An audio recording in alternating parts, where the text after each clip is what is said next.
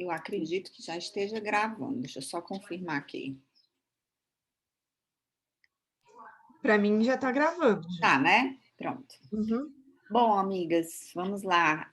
Foi uma experiência muito boa, porque agora a gente já percebeu que quando a gente faz a diluição do curso em muitos dias, né, a adesão acaba sendo menor. Então, é uma experiência que foi única e que eu vou compartilhar com as meninas lá da Via Care, que aí de uma próxima vez em outros cursos, às vezes é melhor que seja um dia inteiro, por mais que seja um pouco mais cansativo, mas eu acredito que as pessoas parece que conseguem se organizar melhor, né? Porque a gente se programa muito adiante, vão acontecendo algumas coisas que às vezes nos impossibilitam. Mas, enfim, vamos encerrar hoje o nosso último módulo falando sobre os principais estudos quantitativos em saúde, né? Tendo em vista que a gente vem trabalhando com vocês e discutindo um pouco sobre essa perspectiva mesmo do que são variáveis quantitativas, das principais formas de análise de dados. Então, a gente precisaria encerrar hoje, eu achei que seria interessante, falando e apresentando um pouco desses tipos de estudo, né? Por quê? Porque a gente fica se perguntando onde é que nós vamos aplicar toda essa parte estatística. E aí eu vou compartilhar aqui com vocês. Eu confesso que durante a minha graduação, quando eu fiz bioestatística, eu não sei se a Alice conhece, que a Alice é aqui do Ceará, o professor Paulo César, que é um estatístico muito conhecido, muito competente, é professor de várias faculdades, ele era meu professor na disciplina de bioestatística, segundo semestre. E eu lembro que eu detestava, porque eu dizia assim, meu Deus, eu vou ser enfermeira, para que eu vou querer isso, né? Então, foi uma disciplina ao qual eu só passei, na verdade, uma das notas mais apertadinhas que eu tenho no meu histórico, mas eu não tinha a compreensão do quanto que o profissional de saúde precisa do conhecimento da bioestatística, e depois eu tive que correr muito atrás, e não demorou muito, né? Quando eu acho que eu cheguei no terceiro ou foi quarto semestre, que eu vi a disciplina de epidemiologia, eu comecei a entender o porquê que aquelas noções de bioestatística, elas eram ministradas no início do curso, e foi muito difícil para mim correr atrás do prejuízo.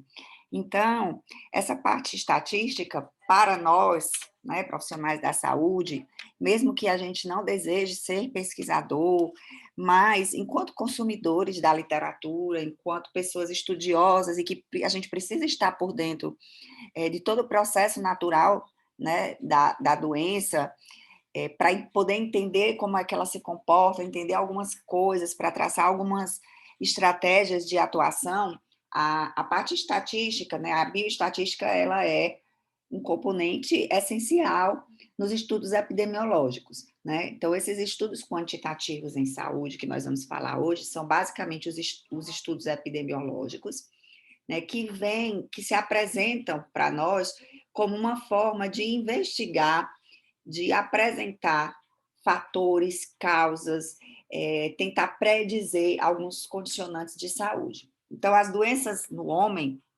não é de hoje que se sabe que não acontece por acaso, né? Não é milagre, não é algo divino. Né? Existem fatores, existem agentes etiológicos, existem ambientes, existem multifatores que são condicionantes do processo de adoecimento. E cada adoecimento tem a sua etiologia própria, né? Então, esses fatores, eles começaram a chamar a atenção dos estudiosos, por quê? Porque identificou-se que conhecer esses fatores, né, o que causava certos adoecimentos, poderia ser uma ferramenta extremamente importante para o planejamento de ações preventivas, né, o planejamento de instituições de ações preventivas. Então, investigações sistemáticas, elas foram realizadas, começaram a ser realizadas de forma a tentar quantificar, medir, estimar a ocorrência de alguns problemas, alguns adoecimentos, né, que agravam tanto a saúde da população. Então, nesse espaço surge a pesquisa epidemiológica, que tem intuito sempre de descrever a ocorrência de um determinado fenômeno, explicar o porquê que ele acontece, tentar predizer, né, prever quando ele pode acontecer com maior frequência e também tentar controlar. Né? A gente vê, por exemplo, hoje, se nós abrirmos as nossas bases de dados, e pesquisarmos por Covid, né? A gente fizer lá, apesar que Covid-19 ainda não é um descritor controlado, mas se nós pesquisarmos por essa palavra, por esse termo, Covid-19, vão surgir diversos estudos, e dentre esses estudos, nós vamos observar que os estudos epidemiológicos, eles estão em maior quantidade, muito embora a gente ainda nós estejamos em desenvolvimento de alguns estudos qualitativos para a compreensão de outros fenômenos que a doença nos causa, né, os fenômenos sociais, fenômenos psíquicos, mas ainda o grande cerne do adoecimento é em relação aos fatores de risco, a tentativa de controlar, né, esse adoecimento, de predizer quais são os grupos que estão em maior risco. Então, os estudos epidemiológicos, eles são estudos muito caros, né? Quando eu digo caros, não de dinheiro, mas estudos extremamente importantes nesse processo epidemiológico de reconhecer, de tentar entender, para se trabalhar e prevenir os adoecimentos que assolam, né, as pessoas, os seres humanos. Bom, então, como todo... Só um minutinho, por favor, gente. Amor. Como todo estudo, toda pesquisa, né? Vocês são estudiosas, são pesquisadoras e sabem que para que um estudo ele aconteça, ele deve partir inicialmente de questões que precisam ser respondidas e que os pesquisadores e que a sociedade no geral ainda não conhecem a resposta ou conhecem de forma muito pouca. E é o que é muito escassa, né? E é o que nós chamamos de questões de pesquisa. Nos estudos epidemiológicos também não são diferentes, né? Isso não é diferente. Só que a depender de cada estudo, do que você quer, essas questões, elas têm um foco, elas têm um olhar para determinadas situações e determinadas nuances diferentes, por exemplo, de estudos mais qualitativos. Então, quando nós pensamos em estudos epidemiológicos, normalmente as questões de pesquisa que nos vêm à mente é qual é a magnitude desse fenômeno. Então, por exemplo, qual a magnitude da Covid no território brasileiro, né? Qual o impacto desse adoecimento nas contas públicas brasileiras, né? Do serviço público. Então, em relação à magnitude, pode surgir diversas questões de pesquisa. A quem esse agravo afeta, né? Que fatores são intervenientes desse agravo, desse fenômeno? Qual é a causa desse fenômeno? Qual é o efeito das intervenções que nós temos praticado para tentar conter, para tentar curar, para tentar prevenir? Aí vem que, no caso, os remédios para cura, né? O efeito das vacinas. E qual a estratégia mais eficiente e eficaz para controlar ou suprimir esse agravo? Então, normalmente, as questões de pesquisa que vão dar partida, um pontapé inicial a estudos epidemiológicos, elas são questões que possuem esse eixo, né? Obviamente, você vai organizar e vai delimitar a tua pesquisa a depender da causa, do efeito, da população que você queira estudar. Mas o cerne dos estudos são esses questionamentos. E para dar resposta para esses questionamentos, precisam ser organizados estudos particulares e de uma forma que esses estudos eles consigam responder a esse nosso questionamento. Então, nem todo tipo de estudo vai dar conta de avaliar o o efeito de uma vacina, por exemplo, para a COVID, né? Então, a gente precisa entender que, para responder a cada questão epidemiológica, a cada questão de estudo desse, um desenho metodológico ele se apresenta, tá? E aí, esses tipos de estudo, eles podem vir a descrever, a predizer, a explicar, a tentar controlar, né, a todas aquelas ações de verbos que nós mostramos anteriormente, mas eles pretendem trazer uma acurácia, ou seja, uma acurácia no que ele estima, nos seus resultados. Então, eles pretendem trazer resultados mais próximos do real, com uma margem de erro muito menor. E aí tem tudo a ver com aqueles erros que nós apresentamos, né, na aula anterior, erro do tipo 1, erro do tipo 2. Então, esses estudos, eles têm um foco muito grande em trabalhar com uma margem de erro muito pequena. Né? Quando a gente estava falando sobre os tipos de erro e que a gente sabe que a gente precisa minimizar os dois tipos, mas que o erro do tipo 1 ele é o que causa mais problemas, né? E que a gente precisa estar mais atento. Eu até falei para vocês que alguns tipos de estudo, a margem de erro aceitável é só de 1%. Por quê? Porque aquele estudo, ele provavelmente, se a gente, essa margem de erros, ela pode trazer consequência mais grave às pessoas que estão participando do estudo. Então, quando se tem consequências mais graves, a gente trabalha com a margem de erro menor. E aí, quanto menor essa margem de erro, mais acurado é o resultado dos meus estudos. Então, existe uma certa hierarquia, né, de evidência científica a depender do tipo de estudo que está sendo apresentado. Eu acredito que vocês já devam ter ouvido falar sobre isso, né? Que existe essa pirâmide, onde esses estudos que estão no topo da pirâmide, eles são estudos padrão ouro, né? Com um grau de evidência mais alta. Por quê? Porque eles foram feitos, muito possivelmente, com uma proposição de erro menor ou com uma organização metodológica bem definida, experimental, né, de forma aleatória, ou seja, randomizado, e aí todos esses cuidados e todas essas características de cada um desse estudo vão fazer com que esses estudos eles tenham uma acurácia maior. Então, a gente tem no topo da pirâmide a revisão sistemática, né, com meta-análise ou sem meta-análise. Logo após a revisão sistemática, nós temos os ensaios clínicos aleatórios. Então, os ensaios clínicos eles podem ser randomizados ou aleatórios ou não. E aí, quando eles não são, a gente chama dos ensaios, a gente caracteriza como esses estudos quase experimentais, né? Por quê? Porque a gente não vai conseguir randomizar a amostra, e pelo fato da gente não conseguir randomizar essa amostra, ou seja, não haver um cegamento da amostra, isso realmente compromete um pouco a qualidade da evidência. Depois do ensaio clínico, nós temos os estudos de corte, o caso controle, né, os quase experimentais, os estudos descritivos, de caso único e relatos de caso, opiniões. Então, gente, hoje em dia, 90% dos estudos na área da enfermagem, aí eu estou me relacionando à enfermagem porque nós somos enfermeiros, elas estão aqui nessa base de estudos descritivos, né, que são os famosos estudos transversais que nós realizamos.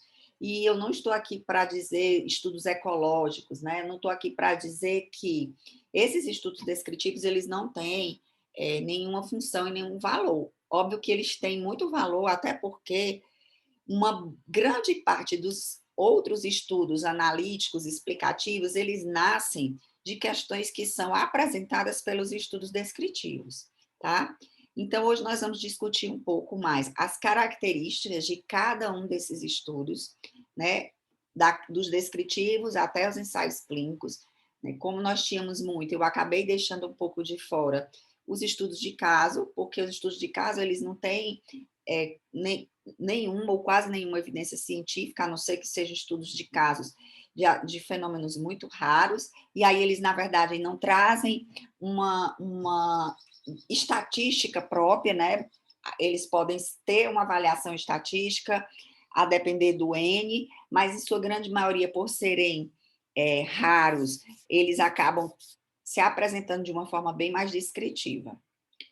Então, gente, os estudos descritivos, nós temos aqui os estudos de caso único ou múltiplo, que nós não vamos nos debruçar neles hoje. Nós vamos falar dos de prevalência, que são os famosos transversais, que nós conhecemos, vemos com muita propriedade, com muita frequência nos estudos de enfermagem, muito embora a gente ainda trabalhe muito na perspectiva do transversal descritivo, mas nós temos a possibilidade de trazer uma parte analítica para os estudos transversais, né, confiando, assim, esse estudo um pouco mais de achados, um pouco mais de riqueza e detalhamento. E esse detalhamento dos transversais são exatamente que vão dar o pontapé inicial para estudos mais analíticos, como caso controle, como estudos de corte ou ensaios clínicos. Nós vamos falar um pouquinho sobre eles hoje. Bom, eu gosto muito desse quadro, muito embora ele não está muito... a imagem não esteja perfeita, mas vou até depois fazer um outro sobre ele, porque ele nos traz uma classificação dos tipos de estudo de uma forma muito clara. Quando a gente consegue entender esse quadro, que a gente pensa numa questão de pesquisa e pensa na nossa posição enquanto investigador, a gente consegue, sim, definir qual o tipo de estudo que nós vamos fazer. Então, gente, não é o tipo de estudo que define a pergunta-problema. Quando você tem o problema é o começo de tudo. Então, quando você tem o problema, você vai buscar aquele problema. E a forma como você vai buscar esse problema é que vai dizer qual tipo de estudo você vai utilizar. Então, o tipo operativo, ou seja, você vai observar e vai estudar uma coletividade ou seres individuais. Você vai pegar dados de uma região ou você vai pegar dados de pessoas, né? Então, você precisa definir isso para você saber se o seu estudo ele é coletivo ou individual, tá? Um outro fator muito importante, e que isso aqui eu quero que vocês prestem atenção, porque ele faz toda a diferença, e é incrível como a enfermagem tem amadurecido nos estudos epidemiológicos. Quando eu estava preparando essa aula, eu sempre gosto de ver alguns estudos da enfermagem, como é que eles estão, como é que está a frequência dessas publicações. E aí a gente observa assim, um quantitativo importante de estudos observacionais, né, e um quantitativo muito menor de estudos de intervenção. Então, o que é que isso quer dizer? Quando você diz que o estudo foi observacional, você está dizendo que você, como investigador, como pesquisador, você apenas observou os fatos. Você não interviu em nenhum momento. Então, você, como observador, você tem duas posturas: ou você observa ou você intervém, tanto em nível coletivo como em nível individual. Se eu apenas observo, né, estou ali coletando dados, fazendo questionamentos, entregando questionários, fazendo grupo focar, né, grupo focar não quer mais da parte qualitativa, fazendo ensaios clínicos, que eu estou fazendo estudos de corte, pesquisando em prontuário, eu estou fazendo um estudo observacional, porque eu estou apenas coletando os dados da forma como que eles já se apresentam. Agora, se eu tenho alguma proposta que eu vou intervir, né? Esse estudo ele não é mais observacional, ele já é um estudo de intervenção. Por exemplo, Dri, a tese da AGI ontem, você acha que ele é um estudo observacional ou de intervenção?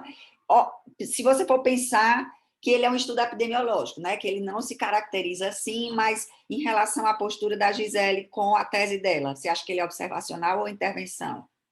Seria. Bom, como foi proposto uma tecnologia, né, de educacional, eu diria que é de intervenção. Perfeito. Né? Óbvio que eu não estou trazendo e fechando essa característica para o estudo dela, porque o estudo dela é muito complexo, tem uma parte qualitativa muito grande, mas pensando na postura dela como investigadora, ela não foi aquela pessoa que só observou, ela interviu. Né? Além de observações que foram feitas, ela também fez uma intervenção. Então, se o estudo dela fosse um estudo epidemiológico, nós caracterizaríamos como um estudo de intervenção. Por exemplo, aquele estudo que nós temos pronto para começar, que é o comportamento sanitário entre os profissionais de saúde, ele é um estudo totalmente observacional, porque nós vamos coletar dados desses profissionais sem, nesse primeiro momento, nenhuma intervenção. E isso também, gente, pode ser feito em nível coletivo e individual.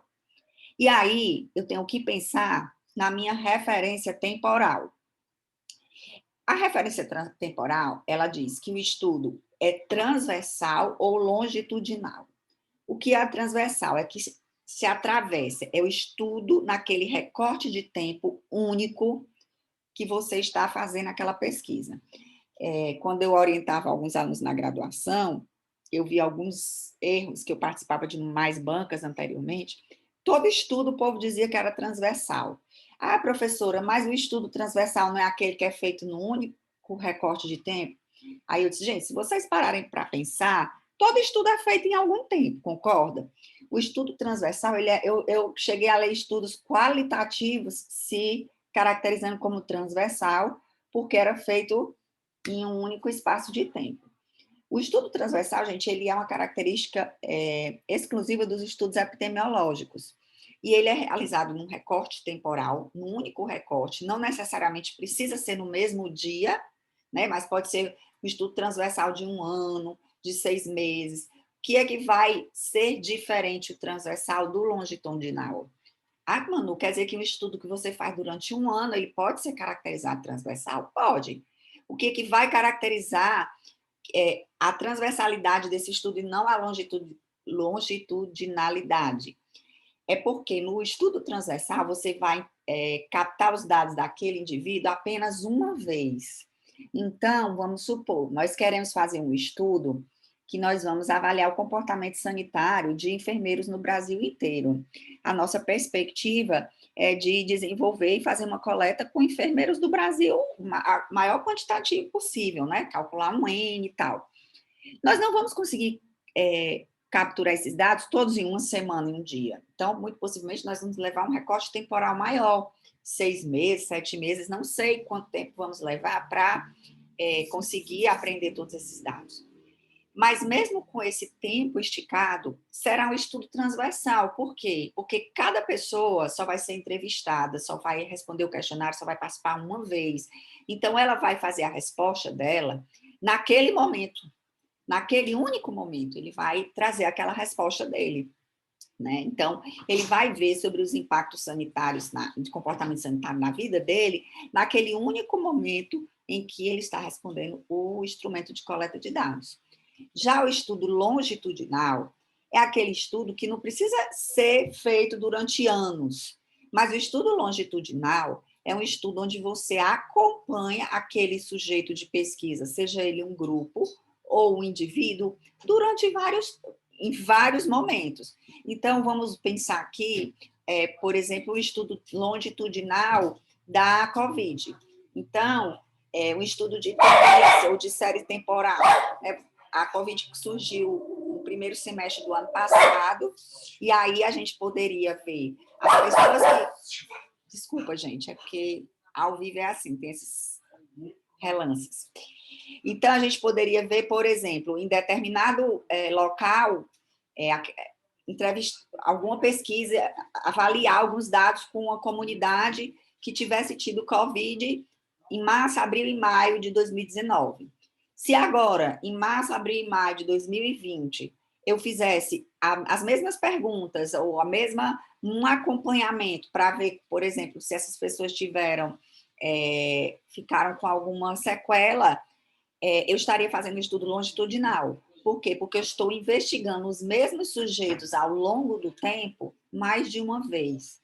Então, a referência temporal não tem a ver com a questão de tempo. As pessoas acham que o estudo transversal ele é mais rápido.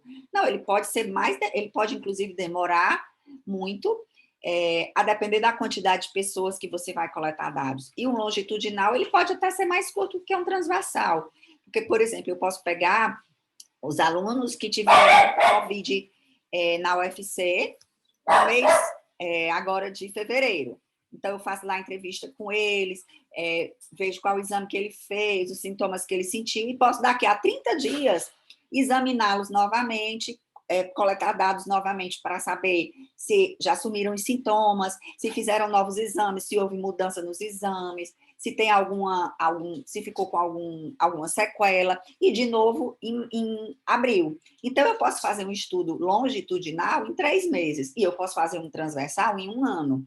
Então, quando a gente se refere à referência temporal, não necessariamente é a quantidade de meses que você leva para desenvolver o estudo, mas a quantidade de vezes, né, que você, ao longo do tempo que a tua pesquisa durar, seja 1 mês, seja 2 meses, 6 meses, você você coleta dados com o mesmo sujeito. Deu para entender a diferença? Porque às vezes as pessoas ficam naquela de que transversal é um estudo do retrato do agora, mas parece que esse agora tem que ser hoje. Não, o agora ele pode ser inclusive um estudo transversal retrospectivo. Eu pegar alguns prontuários e fazer um estudo do retrato do que foi o ano passado. Contanto que o que vai caracterizar esse estudo, essa transversalidade é que eu vou pegar aqueles resultados daqueles indivíduos em um único momento. Eles não vão ter nenhum acompanhamento para a gente observar se alguma coisa mudou, se melhorou, se houve novos fatores de risco, tá? Então, quando nós pensarmos na referência transversal, em relação, na referência temporal, em relação à transversalidade e longitudinalidade, nós vamos pensar nisso. Em quantas vezes, no tempo de pesquisa, foram coletados dados com aqueles participantes.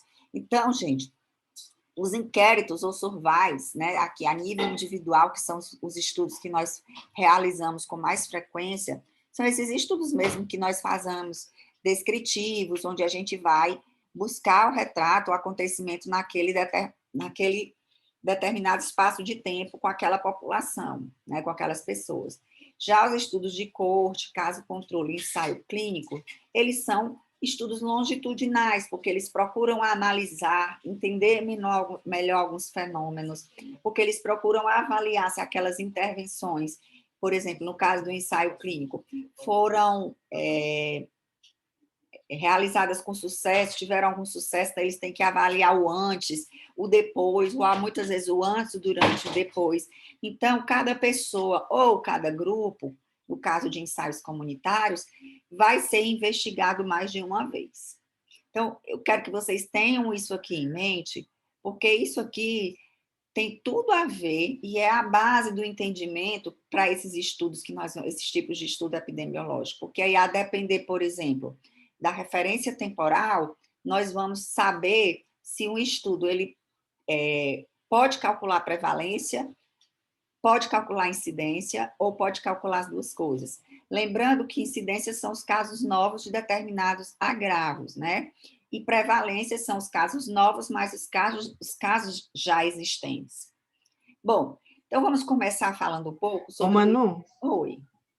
eu tenho uma dúvida com relação às cortes, porque eu estava ajudando uma colega minha a pensar na dissertação, e inclusive eu falei para ela que tipo, era muita coisa para um mestrado, assim. Ela falou, eu propus. Dri, gente, eu vou desligar Né? aqui o Oi. meu vídeo, porque aqui está chovendo e a minha conexão está instável. Se você puder repetir, Dri, eu agradeço, que eu não escutei, cortou. Ah, tá. Sim, eu tenho uma dúvida com relação aos estudos de corte. Dá para você voltar ali na Dá, sim. tabela? Opa, peraí. Pronto. Então, porque assim, ó, eu dei ideia de uma colega minha que ela trabalha com higiene natural. E eu falei para ela o seguinte, que ela poderia fazer uma corte recrutando as mulheres ainda na gestação e fazendo as orientações de comunicação de eliminação, que é aquela higiene natural que coloca o bebezinho para fazer, posiciona ele de cócoras para eliminar, fazer evacuação, prevenir cólica, esse tipo de coisa.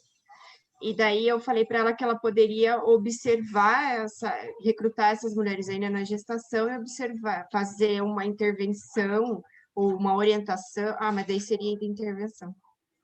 Tá, agora Pronto. consegui. Por isso Pronto. que eu comecei com isso aqui, porque você percebe que na sua própria fala, você já observou que o que você está propondo para ela não é um estudo de coach, é um ensaio clínico.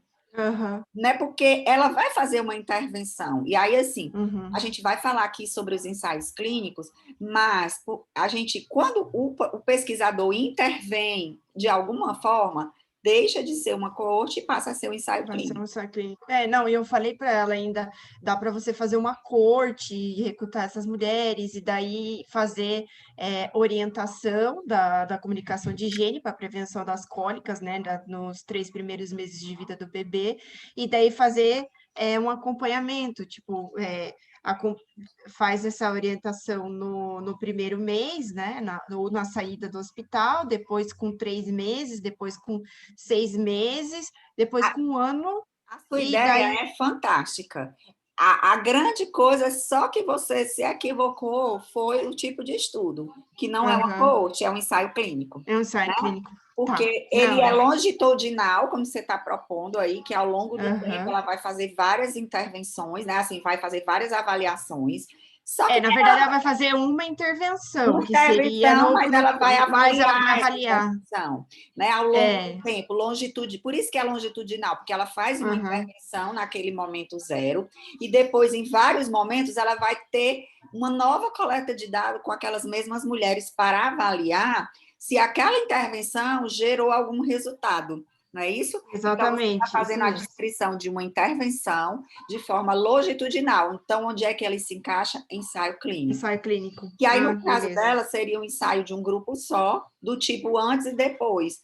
Que aí, para ficar Uhum. mais legal, e eu acho também, não sei se ia ficar uma dissertação incrível, ela podia fazer um controle, né? Porque esse aí seria o grupo de intervenção, e aí ela poderia acompanhar outras mães às quais ela não propôs a intervenção, e ao final do período avaliar, né, o comportamento dessas mães que tiveram a intervenção e das que não tiveram, tá? Porque não, Aham. ela pode fazer também esse intervenção do tipo antes e depois, né? Ou Uhum.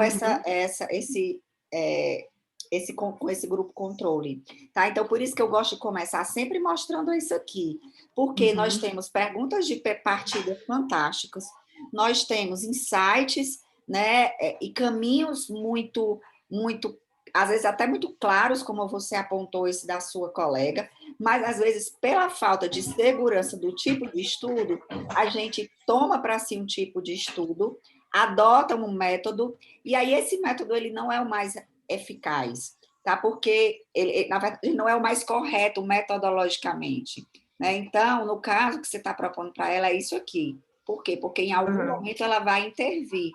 Mesmo que ela não Uhum. vai intervir em todos os encontros, mas se houve uma intervenção inicial, deixa de ser um estudo observacional, certo? Ah, perfeito. Não, beleza. Bom, então eu vou começar falando para vocês um pouco sobre o estudo ecológico, tá? Ele é um estudo que ainda é pouco desenvolvido por enfermeiros, mas é um estudo também bem interessante na área da saúde, né? Principalmente quando os agravos eles surgem, quando eles se apresentam como novos. Ele é um estudo onde a informação que vai ser resgatada não vem de um único indivíduo, mas sim de grupos, tá? Então, as informações não vão vir, por exemplo, da Manuela, do Rixberg, do João. As informações virão do bairro do Passaré. Quantas pessoas no bairro do Passaré tiveram Covid? Então, não interessa se foram mulheres, se foram homens, se foram crianças. O que interessa é a informação da doença num grupo determinado, numa escola, numa cidade, no bairro, ao mesmo tempo ou em tempos diferentes, tá? Esse é um estudo que requer uma coleta de dados rotineira dentro de uma área geográfica definida, que pode ser cidade, que pode ser uma instituição, e que ao reconhecer aquela informação sobre aquela doença naquela determinada área, esse estudo pode vir a gerar algumas hipóteses sobre determinadas doenças. E a partir dessas hipóteses, né, muitas intervenções elas são propostas. Por exemplo, em 1854, na epidemia de cólera em Londres, o John Snow ele fez um estudo espacial, mesmo sem nem conhecer ainda o agente etiológico, né, da cólera. Ele fez um estudo espacial na cidade para determinar quais as áreas, e aí ele estudou os bairros da cidade mais atingidos pela cólera, e ele viu e chegou à conclusão que as áreas situadas mais próximas de rios, de suprimentos de água poluídos, tinham uma concentração maior de casos de cólera. E daí surge o caminho para se descobrir o agente etiológico da cólera. Então, o Snow ele não foi estudar a Manuela, o que foi que a Manuela fez para pegar cólera, o que foi que a Alice fez para ter cólera, os fatores de risco aos quais elas se expuseram. Na verdade, ele acabou estudando o ambiente. E esse tipo de estudo, né, como ele estuda o grupo, na verdade, ele traz uma resposta ambiental, determinantes ambientais, muito mais fortes do que determinantes particulares, do que determinantes individuais, até porque eles não vão estudar indivíduo por indivíduo. Então, não existe essa análise individual, ou seja, existe sim uma análise ecológica, onde todas as variáveis que vão ser estudadas são variáveis de um determinado grupo e não de uma pessoa, né? A medida de ocorrência é sempre frequência, né? A quantidade de pessoas que adoeceram naquele determinado bairro, né? A quantidade de casos naquele bairro, o percentual de casos naquele bairro durante aquele determinado período. E a apresentação dos dados de estudos ecológicos, normalmente é uma apresentação mais gráfica. Quando vocês observarem estudos ecológicos nos artigos, vocês vão ver que sempre tem um desenho geográfico, um mapa, né, apresentando essa ocorrência dos achados naquela determinada região.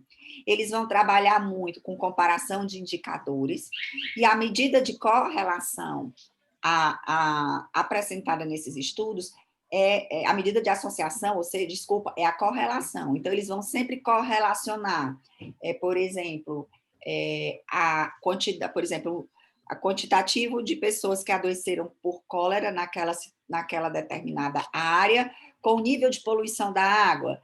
Quanto maior o nível de poluição da água, maior a quantidade de pessoas com cólera, né? Então, a medida que eles vão usar estatística para a associação é a correlação, a regressão linear, que nós estudamos isso na aula anterior.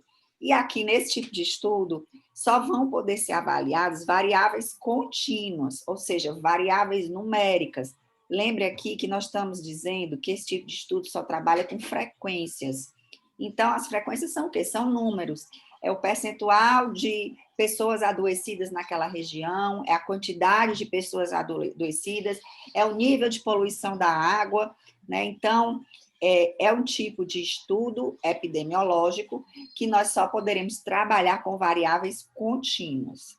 Aqui é um exemplo de um estudo de 2018, um estudo até recente, publicado na Latino-Americana, que é uma revista de Qualis A1, onde esses nossos colegas estudam o padrão espacial e a tendência temporal da mortalidade por tuberculose. Então, aqui, eles vão descrever o perfil epidemiológico da mortalidade por tuberculose, analisar o padrão espacial dessas mortes e investigar a tendência temporal da mortalidade por tuberculose no Nordeste brasileiro. Estudo ecológico baseado em dados secundários de mortalidade. Então, vocês não vão ver estudos ecológicos sendo realizados diretamente com pessoas. Como eles são realizados em grupo, é avaliado aquele determinado grupo. Tem aula, filha. Quer falar? Quem quer falar? Ai, amor, tô de... Brielle? Oi, desculpa. Você que queria perguntar alguma coisa. Então, você vê que numa avaliação ecológica, eles vão descrever o perfil epidemiológico. Eles vão analisar o padrão das mortes por tuberculose, ou seja, eles vão ver se no estado, na região nordeste do Brasil, como é que está a disposição dessas mortes, e verificar a tendência temporal, ou seja, qual recorte temporal na linha do tempo que tem morrido mais pessoas por tuberculose.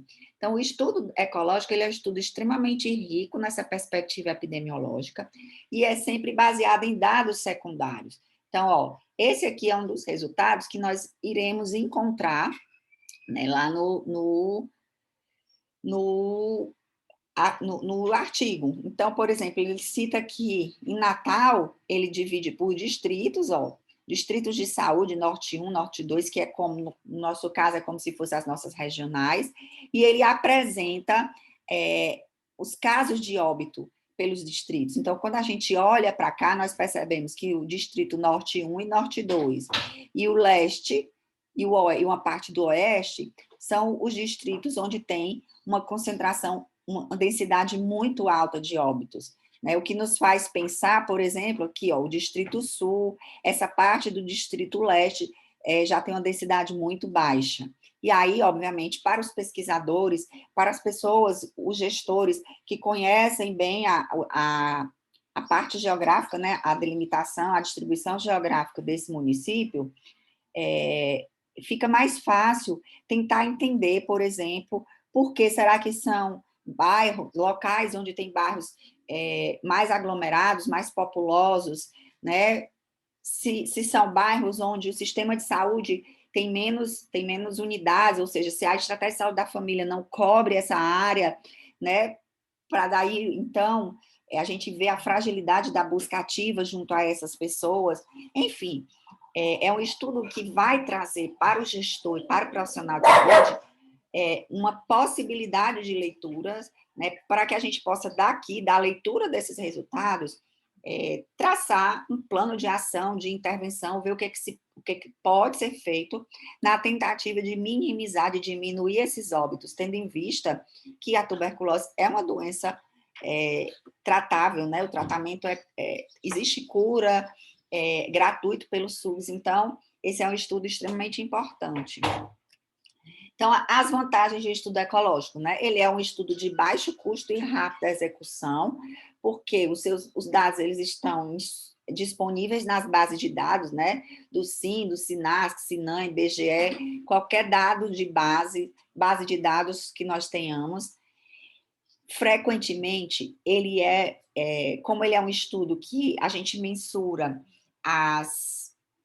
os agravos em grupos, a gente não tem como fazer avaliações individuais. Então, por exemplo, num achado desse aqui, em que eu vejo a densidade de óbitos, eu sei quantas pessoas morreram, mas aqui, nesse momento, eu não estudei quantas são mulheres, se são mulheres que trabalham, se são idosos, né? Então, a gente não tem uma avaliação individualizada desse perfil, mas sim de uma avaliação de forma mais ampla. E aí a gente tem como observar de forma muito clara exposições muito grandes, porque você já pensou se a gente fosse fazer um estudo aqui que não é transversal, investigando pessoa por pessoa de Natal, para saber se eles tiveram ou não tuberculose, se morreram ou não de tuberculose, ia ser um estudo sem fim, né? Então, quando a gente trabalha com os bancos de dados, a gente consegue medir essa exposição individual nas populações e a gente faz a mensuração de um efeito ecológico, que quer dizer que, olhando para esses dados, eu tenho como ter essa visualização da situação daquele fenômeno naquela determinada região e planejar e tentar implantar novos programas de saúde, modificar a legislação de acordo com a necessidade. Como eu falei, por exemplo, se a gente vier bem aqui, for fazer uma leitura, vamos supor que eu sou a gestora de Natal, secretária de saúde, e aí eu começo a ver que essas áreas onde tem uma densidade de óbitos muito alta, são áreas onde a gente não tem uma cobertura completa da estratégia de saúde da família, ou o programa, ou até tem, mas o programa de agentes comunitários está desfalcado, né? Tem muitas áreas sem agentes comunitários, ou seja, nós não estamos conseguindo identificar esses casos de forma precoce, e quando eles chegam para tratamento, ou às vezes nem chegam, né? Já está muito tarde, ou até são tratados, mas como não tem a possibilidade de ter um acompanhamento mais sistemático, né, porque tem uma equipe de saúde reduzida, esses pacientes estão abandonando com mais frequência, estão ficando mais resistentes ao tratamento. Então, esse panorama, ele pode nos dar diversas situações que vão ajudar a implementar novas atitudes e planos de saúde. Bom, aí, como limitação, como eu estava falando, a gente não tem acesso a dados individuais. Como esses dados, muitas vezes, a gente pega de diversas fontes, então a gente pode pegar SINASC, como é o de mortalidade, Henrique, que eu esqueci? Sim, né? A gente pode pegar os dados no SIM, no SINASC, tem sim aqui, tem. No SIM, do SINASC. Então, são fichas e são bancos de dados que apresentam variáveis diferentes, e às vezes a forma diferente de apresentar aqueles dados em cada banco pode trazer, pode dificultar ou pode prejudicar o nível da informação, tá? E muitas vezes também esses bancos de dados, eles não têm informações que para um epidemiologista são relevantes, né? São às vezes dados bem amplos. Por exemplo, se ele vai avaliar apenas o SIM, que é o de mortalidade. Então, ele sabe que a pessoa morreu por tuberculose, mas ele não tem como saber se aquela pessoa já fez tratamento, chegou a fazer, há quanto tempo, qual era o esquema que ele estava utilizando terapêutico, se teve resistência. Então, muitas informações que também são importantes para subsidiar os serviços de saúde, as estratégias e o planejamento, elas não estão disponíveis. Isso é um dos maiores problemas quando se faz essa análise ecológica, tá? Ela dá um panorama muito geral da população e não se tem como avaliar de forma mais profunda, até porque a gente não tem acesso a esses dados individuais. Manu, Oi. você já viu quanto está agora, né?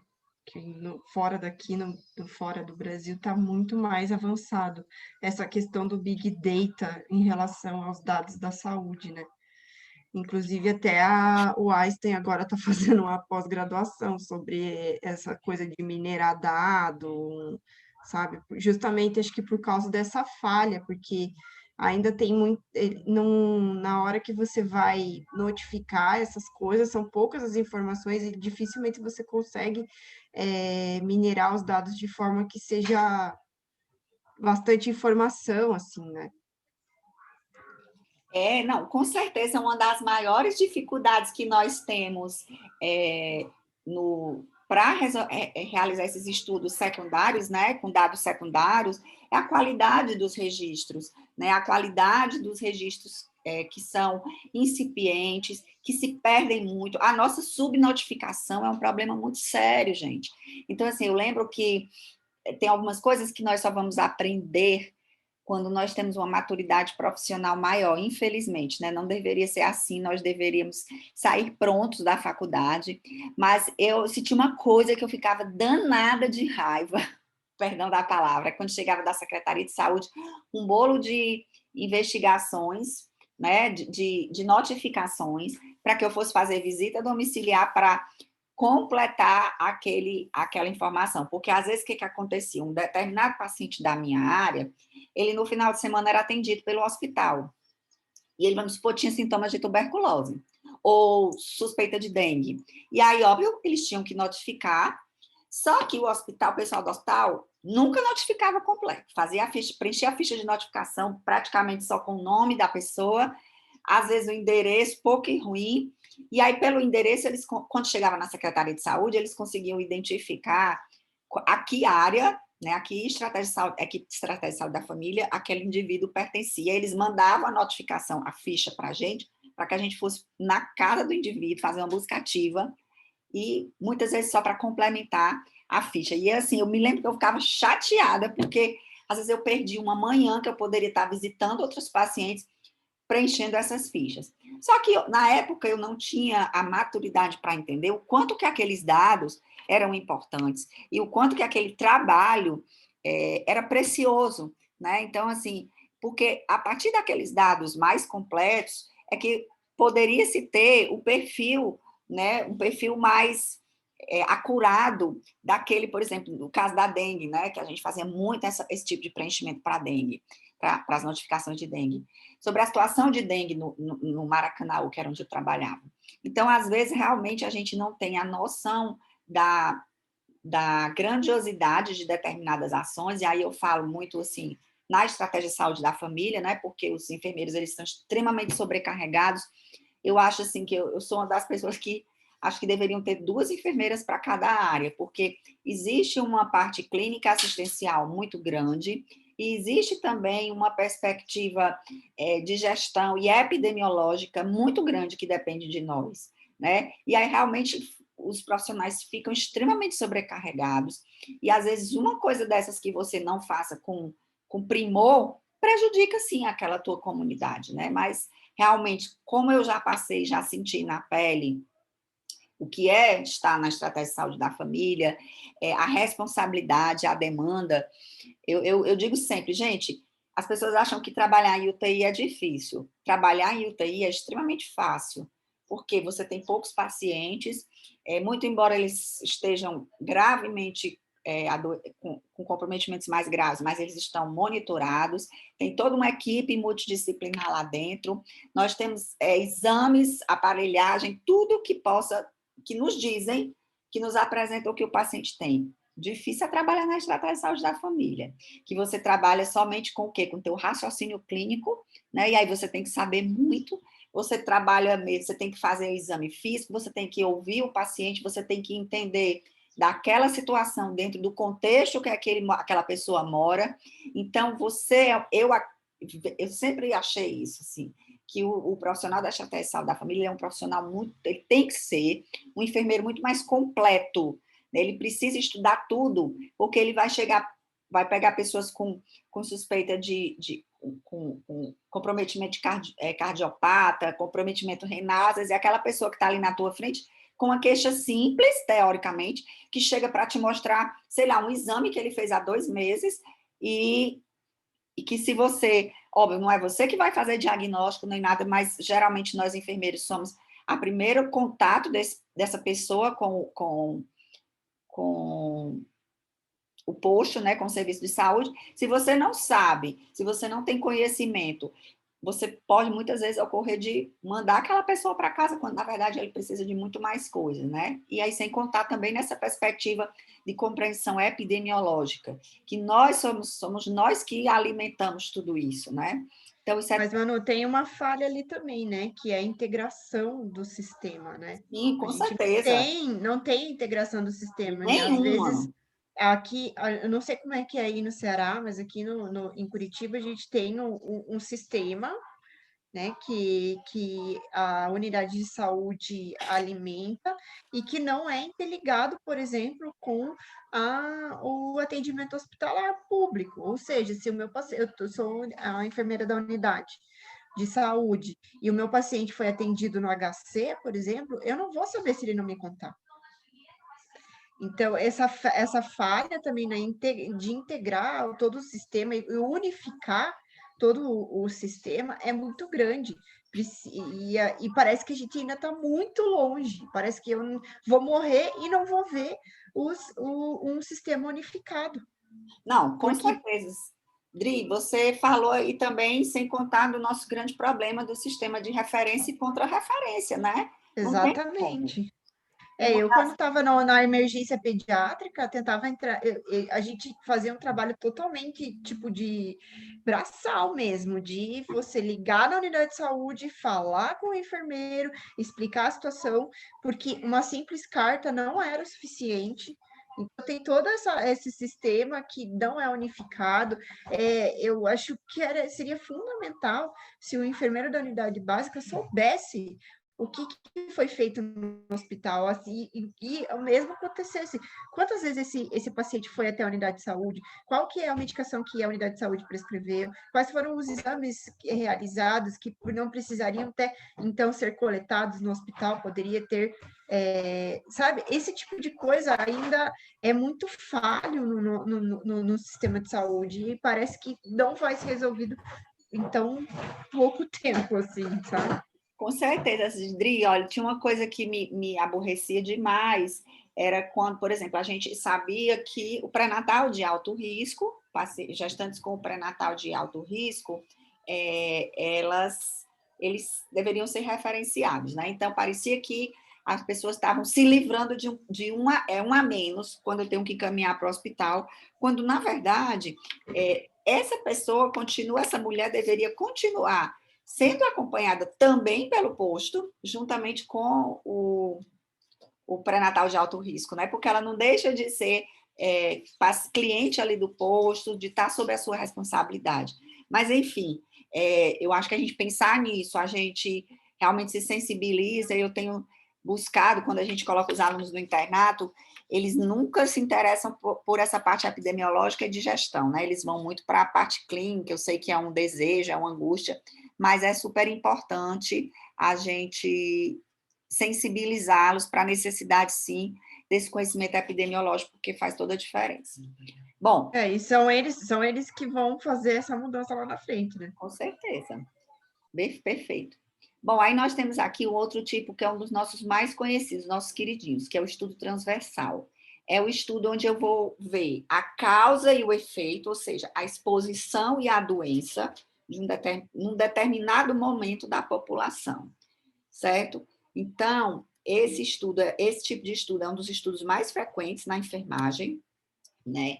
É um estudo que vai trazer apenas um retrato daquele momento, um retrato instantâneo da situação de saúde naquele momento, tá? Em relação àquele adoecimento e possíveis causas, né? Possíveis causas e possíveis efeitos. Só que a gente tem que ter cuidado, porque como esse é um estudo que é feito de um retrato daquele momento, a gente não sabe.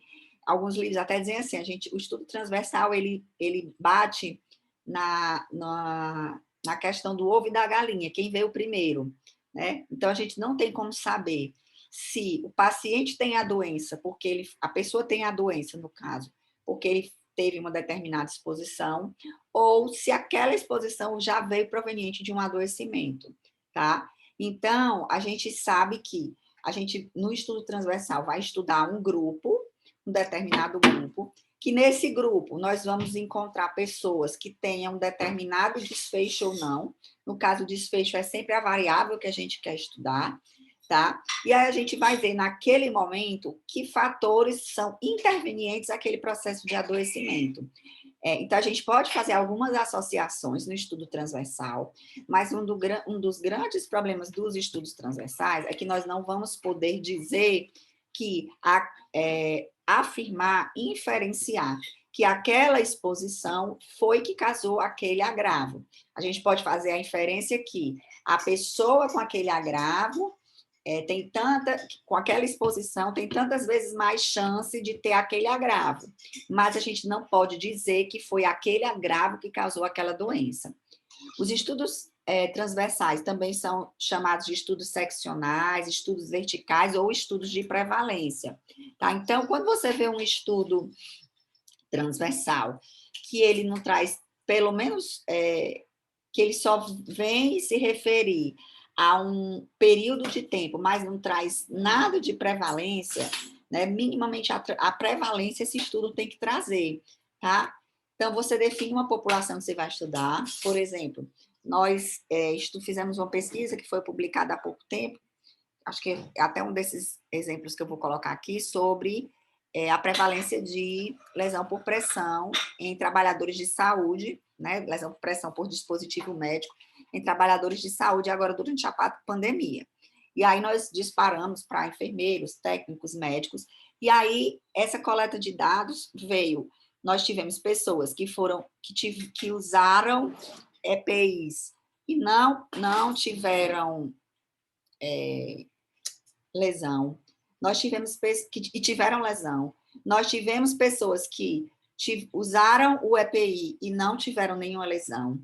Nós não tivemos na nossa pesquisa nenhuma pessoa que não usou EPI com lesão, óbvio, porque no nosso caso em particular, a lesão teria que vir do dispositivo, né? Então, essa questão esses dois grupos, não exposto com doença e não exposto sem doença, para nós, no caso, não coube. Por quê? Porque a gente só trabalhou com as pessoas que foram expostas. No nosso caso, a exposição era o uso do EPI. Quem não usou EPI, a gente descartou da nossa pesquisa.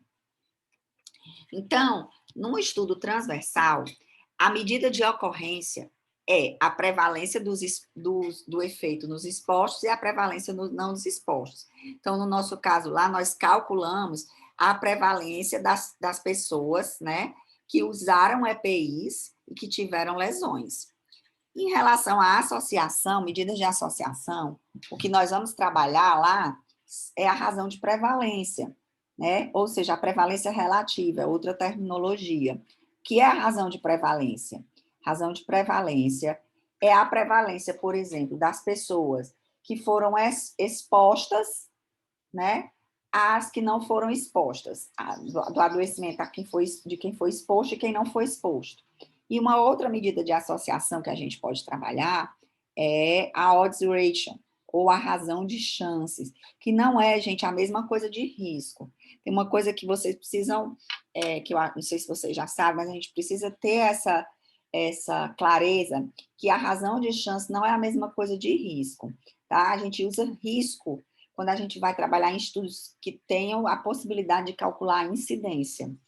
Quando nós trabalhamos com estudos que vão trabalhar prevalência, nós trabalhamos com razão de chances ou razão de prevalência, tá? Por quê? Porque como os estudos que vão trabalhar prevalência, a gente não tem a possibilidade de mensurar o tempo de exposição e determinar exatamente quem foram os casos novos, a gente não tem como saber a gente não tem como calcular risco. Tá? Então, quando nós trabalhamos com estudos que vão te dar prevalência, tá? Que não vão calcular incidência, nós sempre trabalhamos com a razão de chances ou a odds. Então, prevalência não mede risco, prevalência já aconteceu. Risco é o que ainda pode vir a acontecer. E a gente só pode trabalhar com o que pode vir a acontecer quando a gente trabalha com incidência, com casos novos. Né? A prevalência são os casos existentes daquela determinada doença na população em estudo. A medida de associação, que é a razão de prevalência, como eu falei para vocês, é a prevalência das pessoas que foram expostas, ou seja, quantas pessoas tiveram aquele agravo em cima da população completa, sobre quantas pessoas não tiveram o agravo em cima da população completa. Tem um exemplozinho aqui, ó. Então, a prevalência de uma determinada doença, nós temos aqui as pessoas que ficaram doentes e não doentes, e entre os que foram expostos e não expostos. Então, eu tenho aqui as pessoas que tiveram lesão por pressão e as que não tiveram, e as que foram expostas à EPI e as que não foram expostas. Então, para eu calcular a prevalência das pessoas que tiveram lesão por pressão, eu vou pegar os doentes, né, e os não doentes, não, desculpa, os doentes que foram expostos e não expostos. No caso aqui não cabe a lesão por pressão, mas vamos pensar aqui um outro exemplo, que tiveram DAI pelo uso com fraldas ou sem fraldas. Então, as pessoas expostas, vamos dizer que a doença aqui é DAI, né, a dermatite, associada à incontinência, e os que não tiveram dermatite. Então, as pessoas que usaram fraldas e ficaram com dermatite, pessoas que não usaram fralda e não tiveram dermatite. Aqui são pessoas que não usaram fralda, mas que também tiveram dermatite. Nós tivemos também pessoas que não usaram fralda e não tiveram dermatite.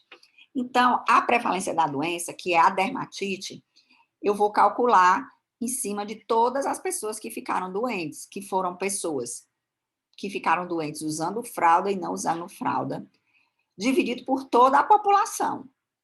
E a prevalência das pessoas que não ficaram doentes entre as pessoas que foram expostas e não expostas. Então, eu vou pegar a prevalência dos não expostos em cima de quem ficou doente e não doente. Tá? Então, a prevalência da doença entre os que foram expostos. Então, o A é a doença, aí quem foi exposto? A e B. Prevalência da doença entre não expostos. Então, aqui, quem ficou doente e não usou fralda foi C. Então, quem é que foi não exposto? C e D. Então, eu vou colocar C dividido por C e D, tá? Então, a razão de prevalência aqui seria o A dividido por A mais B sobre o C dividido por C mais D, que é a prevalência de quem foi exposto, quem é que foi exposto e ficou doente? O A, sobre a população de expostos. Expostos foram A mais B. Sobre a prevalência da doença em quem não foi exposto. Quem é que não, qual é a prevalência da doença não exposto? C. Sobre C mais D. Vamos vir aqui para um exemplo que fica mais fácil. Então, nesse exemplo aqui, nós temos pessoas obesas, sim e não, e pessoas obesas com hipertensão, pessoas obesas sem hipertensão. Nós temos pessoas não obesas com hipertensão e pessoas não obesas sem hipertensão. Tá? Então, como é que eu vou calcular a prevalência de hipertensão nos obesos? Se for para calcular a prevalência de hipertensão em toda a população, nessa população estudada, eu vou pegar 78 e dividir por 1.267. Mas não é isso que eu quero. Eu quero primeiro a prevalência de hipertensão entre as pessoas obesas. Então, é 78. Quem é que são obesos? 160. Então, a prevalência de hipertensão entre os obesos é 48,75. A prevalência de hipertensão entre os não obesos. Quem são os não obesos? 1.107. Então, eu tenho 236 que não são hipertensos, dividido por 1.107. Por quê? Porque a prevalência é sempre o fator sobre a exposição. Então, aqui, se eu tenho uma prevalência de hipertensos entre os obesos é 48%, e a prevalência de hipertensos entre os não obesos é 21,32%, para eu calcular as razões, a razão de prevalência, eu tenho que pegar a prevalência dos obesos aqui e dividir pela prevalência dos não obesos, porque eu quero saber como é que a hipertensão se comporta em pessoas obesas e não obesas. Então, quando eu faço essa divisão aqui, a razão de prevalência dá 2,3. Aí a gente vai vir bem aqui para esse quadrinho.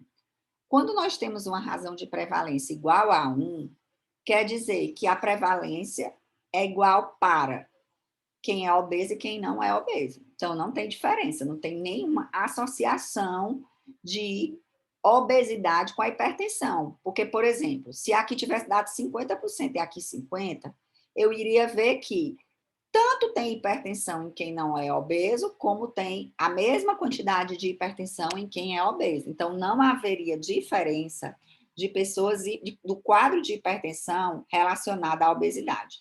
Mas não foi isso que aconteceu. Nossa razão de prevalência deu 2,3, ou seja, maior do que 1. Significa que há uma associação positiva. Ou seja, a gente pode interpretar dessas três formas, né? Porque isso aqui é importante quando também a gente vai apresentar esses resultados. Eu posso dizer que a prevalência de hipertensão nos obesos é 2,3 vezes a prevalência nos não obesos. Ou eu posso dizer que a prevalência dos obesos, de hipertensão nos obesos, é 1,3 vezes maior do que nos não obesos. De onde surgiu esse 1,3, Manu? Porque eu não disse a vocês que quando é 1, eles são iguais. Tudo que vem a mais do que 1 significa que a prevalência desse fator que está em cima é maior do que o que está embaixo. Então, quanto é que está maior de 1 aqui? A prevalência dos hipertensos nos obesos é 1,3 maior do que nos não obesos. Por quê? Porque se fosse 1, ela era igual, né? Então, o que é que tem a mais aqui de 1? Não é 1,3? Então, é 1,3 maior. Ou, se eu quiser transformar em percentual, eu vou multiplicar por 100. E aí vai ficar que a prevalência de hipertensos nos obesos é 130 vezes maior do que nos não obesos. Como é que eu posso falar isso? Agora, só lembrando aqui, se essa razão de prevalência ela for menor do que 1, existe uma associação negativa. O que é uma associação negativa? É dizer que o fator é um fator protetor para o adoecimento. Vamos supor, imaginar hipoteticamente, que aqui a razão de prevalência fosse menos 2,3, tá? Como é que eu ia fazer essa leitura?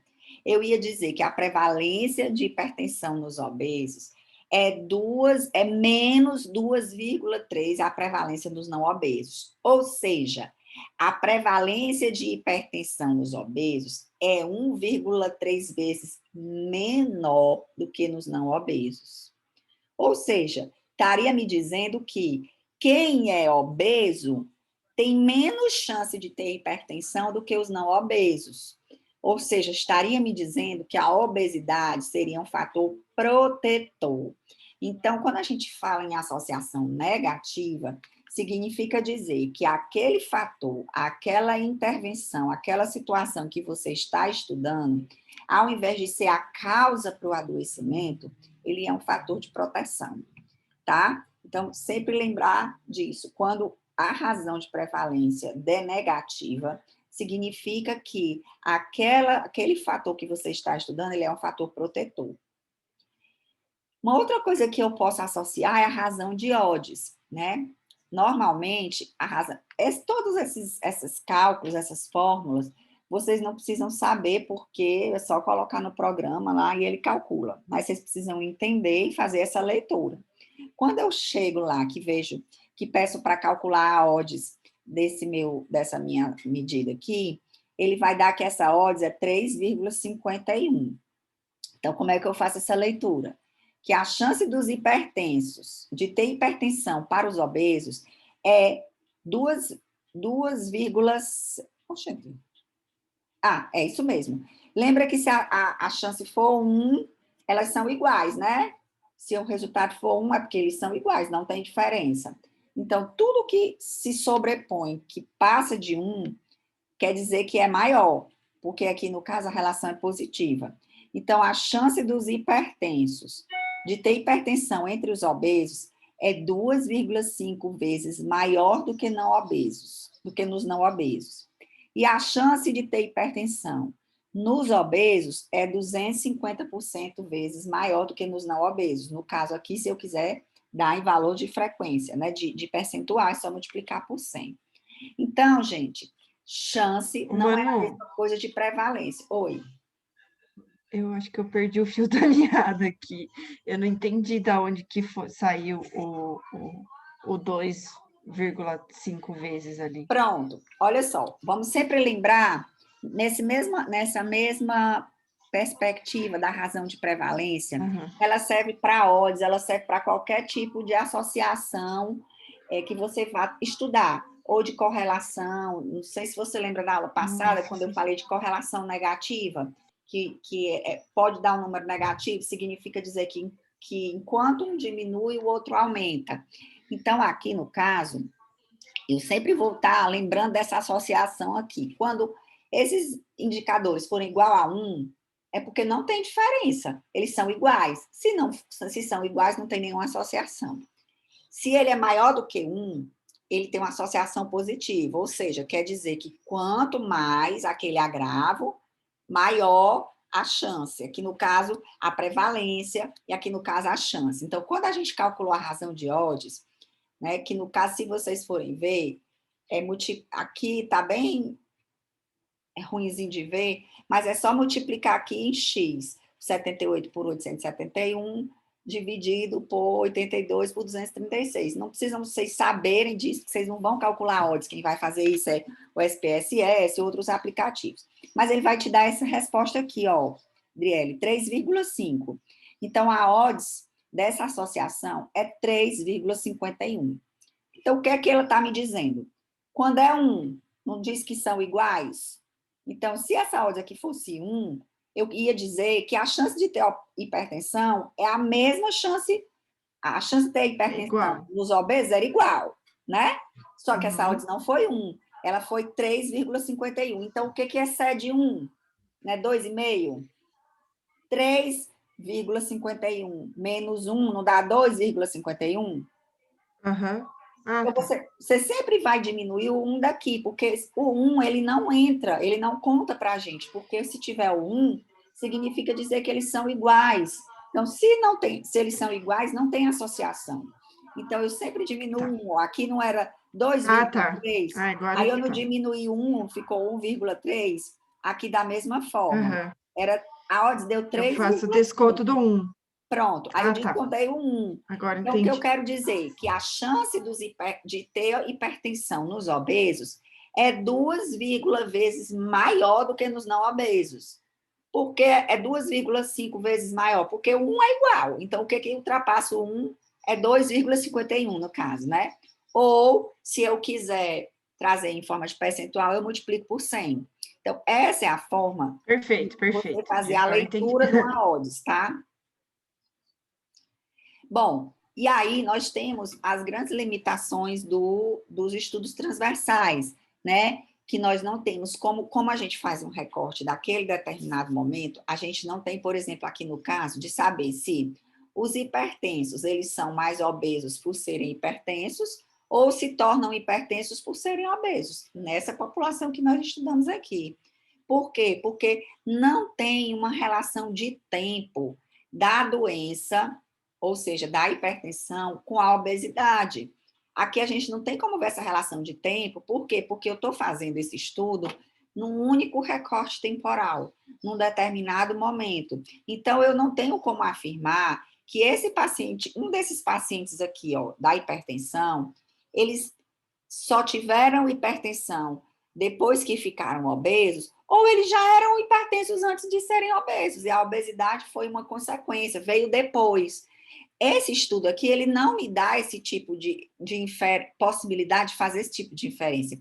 Então, uma das coisas que a gente vê muito errado nos estudos transversais é que, às vezes, o pessoal bota aqui, vê a questão de chance, ó, por esse estudo aqui, nessa população, a chance dos obesos de ter hipertensão arterial é 2 vezes maior do que nos não obesos. É uma chance. Mas eu não posso afirmar que a obesidade foi o causador da hipertensão. Dá para entender? Eu posso dizer que quem é obeso tem mais chances de ser hipertenso, 2,5 vezes mais chances. Mas eu não posso dizer que foi a obesidade que causou a hipertensão. Por quê? Porque eu não estudei, eu não acompanhei essa pessoa durante todo o processo dela para saber em que ponto ela se tornou hipertenso. Se foi quando ela aumentou o IMC dela ou não. Então, eu posso dizer que quem é obeso tem uma chance maior de ter hipertensão, tá? Que o estudo está me dizendo, né? Mediante a razão pelas prevalências que nós estudamos aqui. Mas eu não posso dizer necessariamente, obrigatoriamente, que foi a obesidade que causou a hipertensão. Então, às vezes, as pessoas fazem essas inferências nos estudos e não estão corretas, né? Óbvio que um achado como esse não vai poder me precisar e dizer que a obesidade causa hipertensão, mas já vai me dar um start para perceber que as pessoas que têm um IMC maior do que 30 são pessoas que têm mais chances de ter a hipertensão.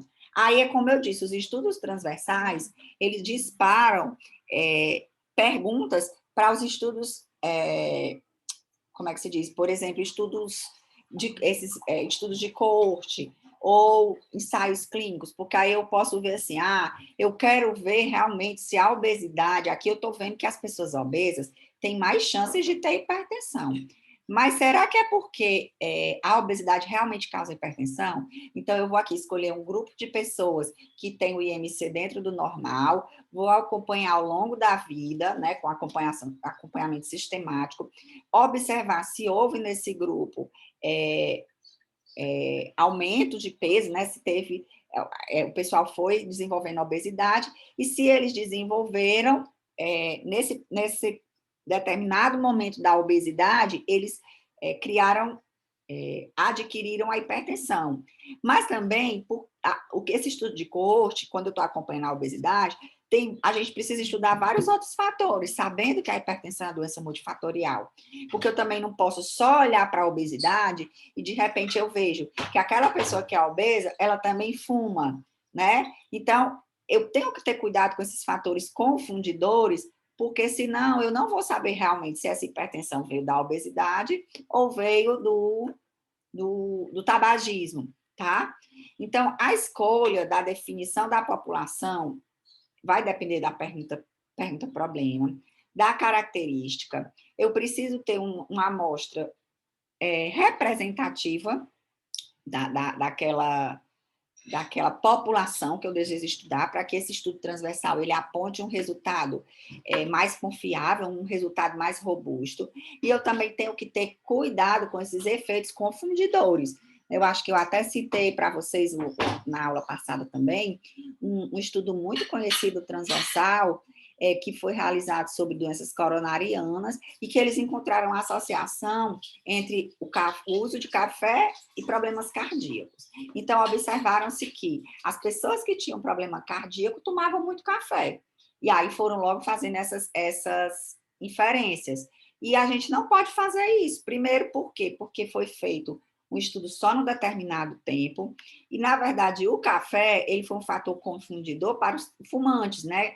Quem fuma gosta de tomar café, então, realmente, as pessoas que fumam tomavam mais café do que os não fumantes. Então, o que estava diretamente implicado no adoecimento coronariano nem era o café, era o tabaco. Mas inferências erradas podem levar a conclusões erradas.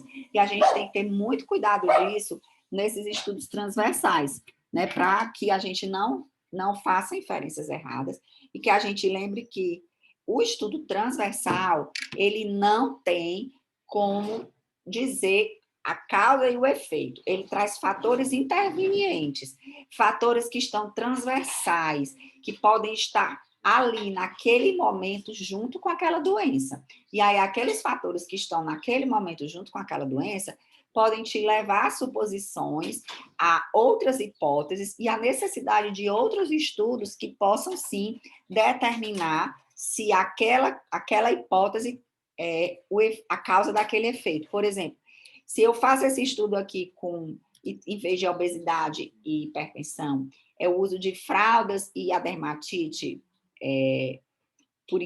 dermatite associada à incontinência, eu posso pensar que as pessoas que usam fralda vão ter 2,5 vezes mais chance de desenvolver a dermatite do que as que não usam fralda. Isso, não posso afirmar que a fralda é a causa da dermatite, mas quando eu vejo isso, que quem usa fralda tem mais chance, eu posso pensar em outros tipos de estudo para tentar associar realmente a essa causa, ou seja, o uso de fralda à dermatite. E aí seria um estudo longitudinal, né, que a gente tem que fazer um recorte metodológico de forma diferente. E esse aqui foi o que a gente fez, lesão por pressão relacionada ao uso de equipamentos de proteção individual na pandemia da Covid. Por exemplo, nós pegamos pessoas que têm um tempo de trabalho menor de 6 horas e um tempo de trabalho maior de 6 horas. Então, as pessoas com um tempo menor de 6 horas, só 83 delas desenvolveram lesão por pressão. E 685 que trabalham mais de 6 horas por dia, desenvolveram lesão por pressão. Ou seja, deu um P significativo, um P menor do que 0,05, apresentando que há, sim, diferença significativa de lesão por pressão entre trabalhadores que trabalham menos de 6 horas e mais de 6. E aí, aqui a odds me diz que essa odds foi de 1,71. Qual é a leitura dessa odds? É que as pessoas que trabalham mais de 6 horas por dia têm 0,71 vezes mais chance, né, de apresentar lesão por pressão devido aos equipamentos de proteção do que as pessoas que trabalham menos de 6 horas. Então, não é que ela tem 1,7 vezes chance, ela tem só 0,7, porque o 1 quer dizer que são iguais. Tanto é que tem uma coisa que vai nos interessar muito quando a gente vê uma tabela com a odds, é o intervalo de confiança, que é o intervalo de confiança que nós já trabalhamos, que se nós desenvolvemos esse mesmo estudo, né, 100 vezes, 95% de vezes, ele vai dar um resultado entre 1,1 e 2,4. Ou seja, se 95% de vezes ele vai dar esse resultado, ela é uma odds válida para mim, porque em nenhum momento o número 1 vai estar aqui no meio. Percebam que o mínimo que esse estudo vai dar é 1,1. Então, 1,1 já é maior do que 1, né?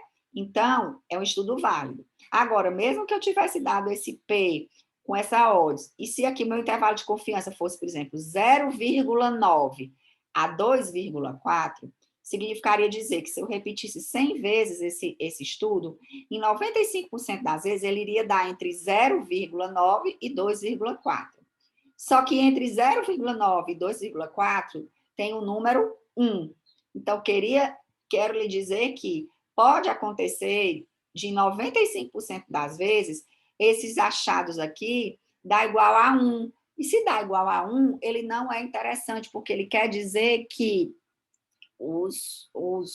as chances são iguais.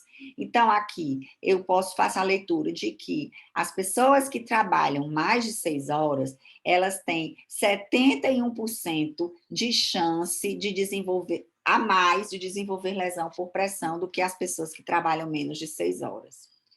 E aí, ó, da mesma forma aqui, certo? Idade. Só que aqui, o que acontece? Eu tenho pessoas menores de 35 anos que desenvolveram lesão e tenho pessoas maiores de 35 anos que desenvolveram lesão. Então, o que essa odds está me dizendo? Ela é uma odds de 0,6, apesar que deu significativo. Ó. Então, ela é uma odds negativa, ela é menor do que 1 para mim aqui. Então, o que eu quero dizer? Que as pessoas que desenvolveram, que ter a pele mais velha, mais jovem, é um fator protetivo, né, para lesão por pressão. As vantagens do estudo transversal. É simples e de baixo custo, né? Então, a gente não vai fazer, é um estudo muito de vários encontros com a mesma pessoa, geralmente são feitos por instrumentos de coleta de dados fáceis, como formulário e questionário, que hoje em dia a gente faz até de forma online. Então, como a gente só vai pesquisar aqueles dados num determinado momento para aquela população, então, a depender da população que você vai estudar, é rápido, né? Dependendo do tamanho do teu N, ou onde você vai achar essas pessoas. Você não vai fazer segmento com esses participantes, então é uma vez só. E aí, com tudo isso, você tem uma facilidade maior de conseguir uma amostra maior. Mas tem algumas limitações. Os pacientes que foram curados ou falecidos não vão aparecer no registro de casos daquela ocorrência, né? Falando em doenças, e aí não vai te dar a real situação de casos daquela pessoa, daquela determinada doença. Isso é considerado um viés de prevalência. Como a gente já falou, a gente não tem como ver a relação cronológica entre os eventos, ou seja, eu não tenho como saber a causa e o efeito. E também, quando eu estou trabalhando, como eu não tenho controle, não fui eu que escolhi quem foi exposto e nem exposto, esses grupos eles podem ser diferentes. Só, por exemplo, aqui, olha a diferença no quantitativo desse grupo aqui em relação ao quantitativo de horas.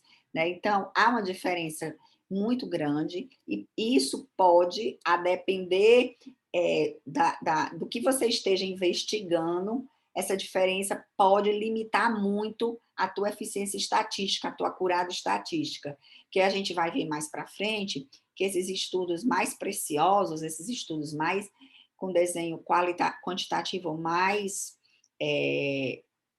o que eu posso dizer, uma metodologia mais robusta, mais organizada, elas têm sempre um aparato e um quantitativo para se equiparar entre o grupo de exposição e não exposição, né? Ou um grupo caso. É isso que eu ia perguntar, Isso. Manu, se nos critérios de inclusão e exclusão das pessoas no estudo não ajudaria nisso. Não, porque assim, se você exclui por exemplo, quando você pega um estudo transversal, por exemplo, eu quis investigar as pessoas que tiveram ou não lesão, certo? Se eu for Aham. excluir as que não tiveram, né? Vamos supor que as que não tiveram foram Não, eu 1.500. digo assim, que nem, por exemplo, ali.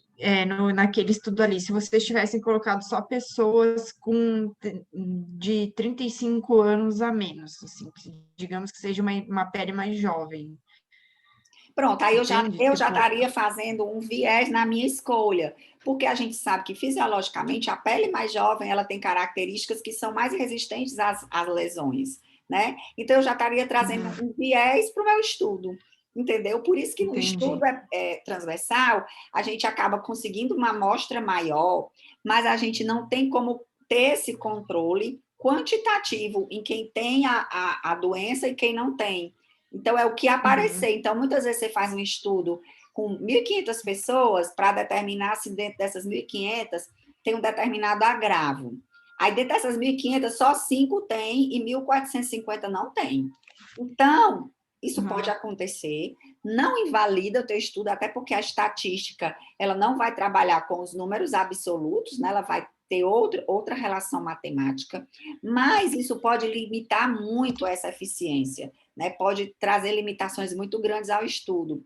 E por isso, tanto é que vocês vão ver mais na frente que os estudos, por exemplo, experimentais, os estudos de coorte, de caso-controle, o ideal é que você tenha um quantitativo pareado, de 1 para 1, ou se você tem uma pessoa no grupo, caso você tenha 2 no controle ou 3, não mais do que 5. Né? Então, eu não posso comparar um caso com mais do que 5 controles, porque isso também vai limitar a minha eficiência estatística. Eu tenho como controlar esse quantitativo nesses tipos de estudo, mas no estudo transversal eu não tenho. Por quê? Porque eu não sei quem foi exposto e quem não foi.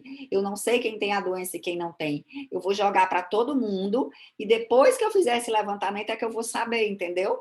Então, essa é uma das limitações também desse estudo, certo? ah, Meninas, entendi. Não, eu é que eu tinha visto um estudo esses dias da prevalência de enurese noturna em crianças com TDAH. E eu acho que talvez a leitura